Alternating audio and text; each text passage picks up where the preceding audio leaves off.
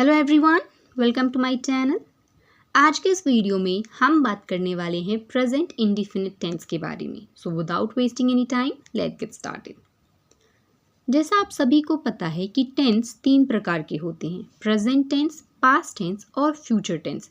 तो इस वीडियो में हम बात करने वाले हैं प्रेजेंट टेंस के बारे में कि उसकी पहचान क्या होती है, उसका यूज़ हम कब और कहाँ करते हैं और ढेर सारे एग्जाम्पल्स देखने वाले हैं। तो चलिए इस वीडियो को आगे बढ़ाते हैं।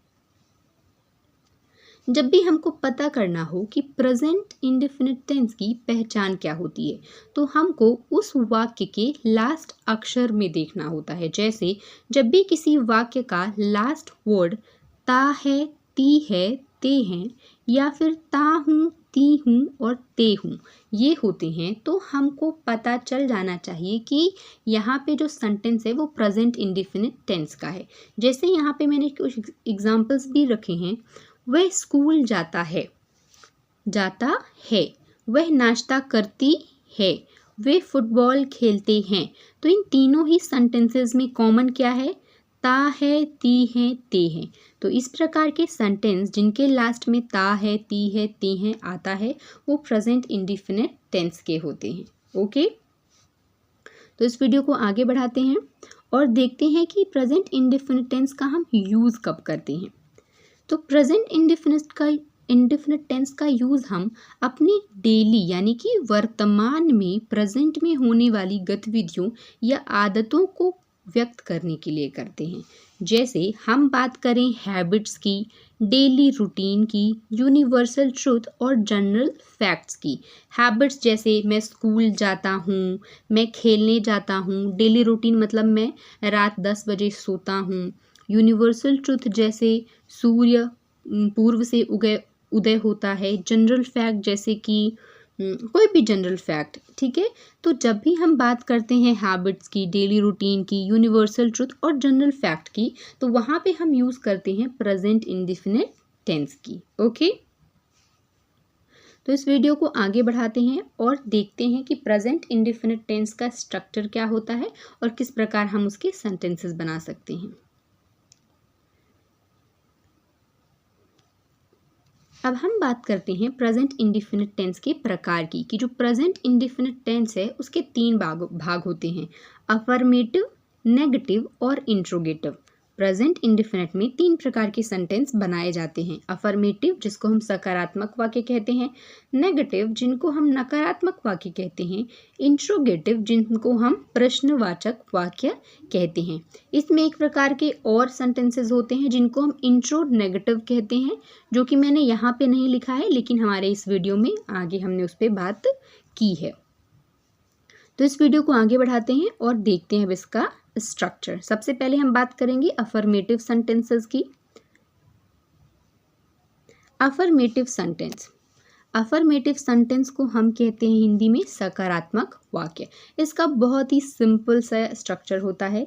सबसे फर्स्ट प्लेस पे हमारा सब्जेक्ट होता है, सेकंड प्लेस पे हमारा वर्ब होता है, वर्ब की फर्स्ट फॉर्म, और थर्ड प्लेस पे हमारा ऑब्जेक्ट होता है। यहाँ पे सिर्फ एक चीज़ ध्यान रखने वाली है, जो कि ये है कि जब हम वर्ब की फर्स्ट फॉर्म का यूज़ करेंगे तो उसके साथ हमको एस या ई एस लगाना है। पर कब लगाना है ये समझेंगे। जब हमारा सब्जेक्ट सिंगुलर होगा, जैसे ही, शी, इट, उसके साथ हम एस या ई एस लगाएंगे। जब हमारा सब्जेक्ट प्लूरल होगा, जैसे आई, वी, यू, दे, तो हम एस या ई एस का प्रयोग नहीं करेंगे।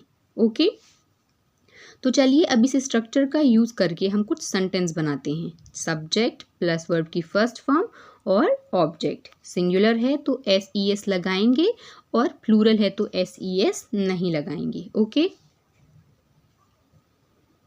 हमारा सबसे पहला जो सेंटेंस है वो है वह स्कूल जाता है। वह स्कूल जाता है। He goes to school. He goes to school. अब ही हमारा यहाँ पे सब्जेक्ट है, गोज़ हमारा वर्ब है, टू स्कूल हमारा क्या है? ऑब्जेक्ट है।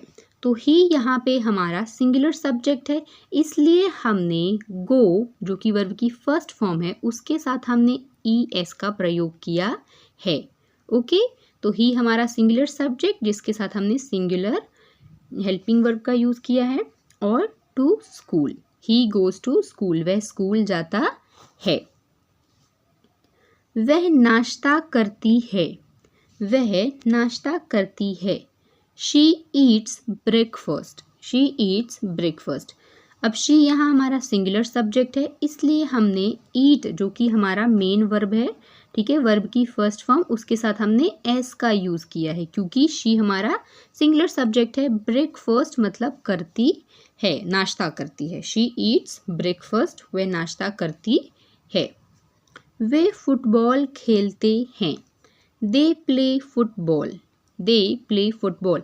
अब दे हमारा यहाँ पे क्या है, प्लूरल सब्जेक्ट है, प्लूरल सब्जेक्ट, इसलिए हमने यहाँ पे प्ले का यूज़ किया है। प्ले क्या है हमारा, प्ले हमारा है प्लूरल मेन वर्ब, ठीक है। फुटबॉल मतलब फुटबॉल खेलता है, they play football, way football खेलते हैं। लेकिन अगर यहीं पे होता कि वह फुटबॉल खेलती है तो यहाँ पे क्या हो जाता है, शी, और प्ले की जगह हमारा हो जाता क्या, प्ले की जगह हो जाता हमारा प्लेज, ओके। सूर्य पूर्व से उगता है, the sun rises in the east, the sun rises in the east. ये एक यूनिवर्सल फैक्ट है कि सूर्य पूर्व से उदय होता है, ओके। अब देखते हैं हम नेगेटिव सेंटेंसेस की, इंडेफिनिट के नेगेटिव सेंटेंस किस प्रकार काम करते हैं। तो नेगेटिव सेंटेंस की जब हम बात करते हैं उसका भी एक स्ट्रक्चर होता है कि सब्जेक्ट लेते हैं हम सबसे पहले प्लेस पे, सेकंड प्लेस पे हमारा डू नॉट या फिर डज नॉट का यूज़ करते हैं, वर्ब की फर्स्ट फॉर्म और ऑब्जेक्ट का। डू नॉट का यूज़ करेंगे जब हमारा सब्जेक्ट प्लूरल होगा, डज नॉट का यूज़ करेंगे जब हमारा सब्जेक्ट सिंगुलर होगा, ओके। लेकिन इन दोनों ही डू नॉट और डज नॉट के साथ हम वर्ब की फर्स्ट फॉर्म का ही यूज़ करेंगे। देखते हैं एग्जाम्पल। वह स्कूल नहीं जाता है, वह स्कूल नहीं जाता है। He does not go to school, he हमारा सिंगुलर सब्जेक्ट है जिसके साथ हमने डज नॉट का यूज़ किया है कि नहीं जाता है। गो टू स्कूल, कहाँ नहीं जाता है, स्कूल नहीं जाता है। He does not go to school, वह स्कूल नहीं जाता है। वह नाश्ता नहीं करती है, she does not eat breakfast, she does not eat breakfast. She हमारा सिंगुलर सब्जेक्ट है, डज नॉट क्योंकि हमने सिंगुलर सब्जेक्ट का यूज़ किया है। ईट ब्रेकफास्ट मतलब नाश्ता करना, she does not eat breakfast, वह नाश्ता नहीं करती है। अगला एग्जाम्पल देखते हैं। वे फुटबॉल नहीं खेलते हैं, वे फुटबॉल नहीं खेलते हैं। They do not play football, they हमारा प्लूरल सब्जेक्ट है इसलिए हमने यहाँ पे डू नॉट का यूज़ किया है। प्ले फुटबॉल मतलब फुटबॉल खेलते हैं। तो पूरा सेंटेंस क्या हो गया, दे do not play football, way football नहीं खेलते हैं। अब देखते हैं हम इंट्रोगेटिव सेंटेंस। इंट्रोगेटिव सेंटेंस को हम कहते हैं प्रश्नवाचक वाक्य। इसका भी एक स्ट्रक्चर होता है जिसमें हम क्या करते हैं, डू और डज को फर्स्ट प्लेस पे लेके आते हैं। नेगेटिव में डू डज हमारा सेकंड प्लेस पे था तो हम इसको सबसे फर्स्ट प्लेस यानी कि सब्जेक्ट के स्थान पे लेके आते हैं, और सब्जेक्ट को हम डू डज के स्थान यानी सेकंड प्लेस पे रखते हैं। फिर हम यूज़ करेंगे वर्ब की फर्स्ट फॉर्म और ऑब्जेक्ट का, ठीक है। देखते हैं कुछ एग्जाम्पल्स।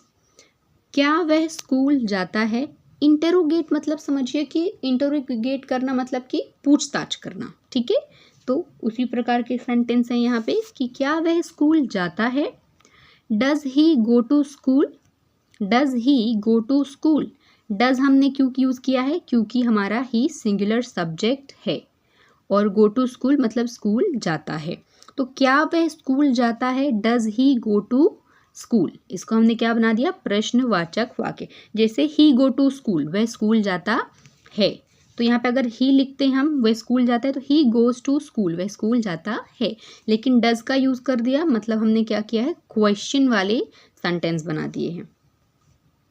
नेक्स्ट हमारा जो सेंटेंस है वो है, क्या वह नाश्ता करती है। Does she eat breakfast, does she eat breakfast, क्या वह नाश्ता करती है, ठीक है। डज हमारा क्या है, डज यहाँ पे हमारा है क्या है, ये शी हमारा सिंगुलर सब्जेक्ट है इसलिए हमारा डज वर्ब का यूज़ हुआ है। ईट ब्रेकफास्ट मतलब नाश्ता करती है। डज शी ईट ब्रेकफास्ट, क्या वह नाश्ता करती है। ओके। क्या वे फुटबॉल खेलते हैं। Do they play football, do they play football, क्या वे फुटबॉल खेलते हैं। डू का हमने यहाँ पे यूज़ किया है क्योंकि दे हमारा प्लूरल सब्जेक्ट है। Okay. Do they play football, क्या वे फुटबॉल खेलते हैं। अब हम बात करेंगे नेगेटिव इंट्रोगेटिव सेंटेंसेस की। ठीक है। इसका स्ट्रक्चर होता है डू डज सबसे फर्स्ट प्लेस पे होगा, सेकंड प्लेस पे हमारा सब्जेक्ट होगा, थर्ड प्लेस पे हमारा नॉट प्लस वर्ब की फर्स्ट फॉर्म और ऑब्जेक्ट। ठीक है। तो इसमें हम क्वेश्चन पूछ रहे हैं लेकिन नेगेटिव फॉर्म में। ठीक है। इसीलिए हम इसको इंट्रो नेगेटिव सेंटेंस भी कहते हैं। जैसे क्या वह स्कूल नहीं जाता है, क्या वह स्कूल नहीं जाता है। Does he not go to school, लेकिन डू और डज के साथ यहाँ भी वही रूल फॉलो होगा कि डू अगर हम लगाएंगे मतलब हमारा सब्जेक्ट क्या है, प्लूरल है। डज लगाएंगे मतलब हमारा सब्जेक्ट सिंगुलर होना चाहिए। ओके। तो क्या वह स्कूल नहीं जाता। Does he not go to school, does हमारा फर्स्ट प्लेस पे है, ही हमारा सेकेंड प्लेस पे, नॉट गो हमारा थर्ड प्लेस पे, टू स्कूल ऑब्जेक्ट हमारा लास्ट प्लेस पे। ओके। क्या वह स्कूल नहीं जाता, ये हमारे डबल सेंटेंस हो गए हैं सेम सेम। क्या वह नाश्ता नहीं करती, क्या वह नाश्ता नहीं करती। डजेंट शी ईट ब्रेकफास्ट, अब जैसे यहाँ पे डजेंट है तो जब हम डज नॉट को एक साथ मर्ज कर देते हैं तो हम डजेंट लिखते हैं। ठीक है। तो डजेंट शी ईट ब्रेकफास्ट, क्या वह नाश्ता नहीं करती है। क्या वे फुटबॉल नहीं खेलते हैं, क्या वे फुटबॉल नहीं खेलते हैं।